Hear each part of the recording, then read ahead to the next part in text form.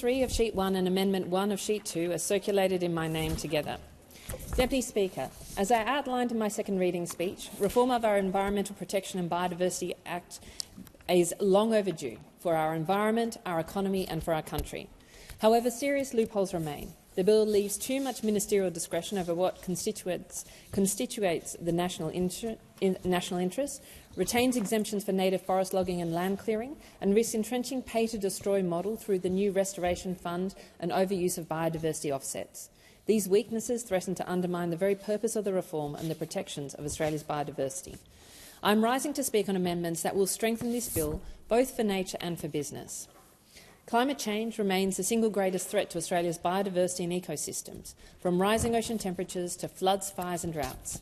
While proponents may disclose their emissions and mitigation plans, these are not required to be considered by the Minister or the EPA, nor independently verified. The government argues this is unnecessary because emissions are managed under the safeguard mechanism, but they are not managed effectively. The Environment Minister is only required to notify the Climate Change Minister and Authority after a project is approved. The safeguard is not effective enough to carry that burden. Without an upfront assessment, new projects can add pressure to the mechanism, forcing others to cut more deeply or rely on offsets that may never materialise. I want to see a clear link between the safeguard mechanism and the EPBC process. My amendment will require the Climate Change Authority to assess any action that would allow a new facility to the safeguard mechanism or increase emissions from an existing one, independently verify proponents' emissions estimates, consider the likely impact on the safeguard's overall emissions trajectory and objectives, advise whether the action risks undermining those objectives and recommend appropriate conditions, such as declining annual emission caps, and provide that advice both to the Climate Change and Environment Ministers. While this advice would not be binding, it will ensure that emissions data and abatement plans are used meaningfully in assessments, not left to another minister after approval. Approving major emitters first and hoping another minister cleans it up later is poor governance. The amendment would enable upfront consideration of climate impacts and prevent avoidable harm. It would also provide the government with useful data to inform future safeguard policy and to set conditions needed to mitigate a project's impact on the mechanism. My second amendment concerns transparency. It would require the minister to publish a statement of reasons for all decisions, particularly approvals or rejections under the EPBC Act. At present, both the minister and NEPA must publish notice of a decision, but not the reasoning behind it. While the current minister generally does so voluntarily, this requirement should be embedded in law for all future ministers. Publishing reasons is vital for accountability, public trust and better decision-making. It also helps business proponents better understand precedents and improve future proposals. I have also moved a matching amendment to the National Environmental Protection Agency bill to ensure NEPA operates with the same level of transparency.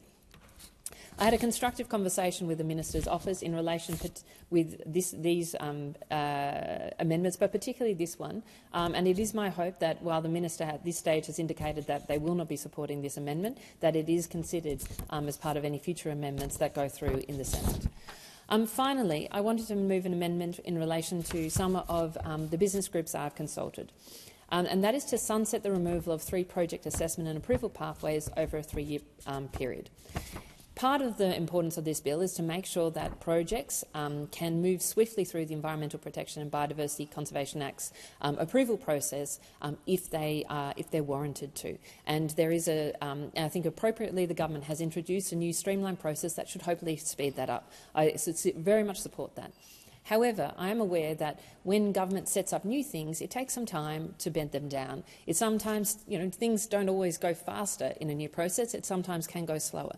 And so what I'm urging the government to do in this case is to provide a sensible transition period so that perhaps, so for those businesses who are familiar with the current proposal, the current pathways that are available, are able to use that as the new pathway is established and precedences are set and people understand what is actually going on. I think this could achieve both what the government wants to do, which is move to a streamlined mode overall, but also make sure that we do actually get faster approvals when things deserve to be approved straight off the bat, and there isn't some unnecessary delay, which everybody I think is actually genuinely seeking to avoid.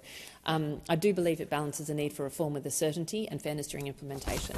I think this is a relative. Again, I've spoken to the Minister's office about this, but I recognise that this was circulated relatively recently, so I would urge the Minister and others to consider that in the Senate.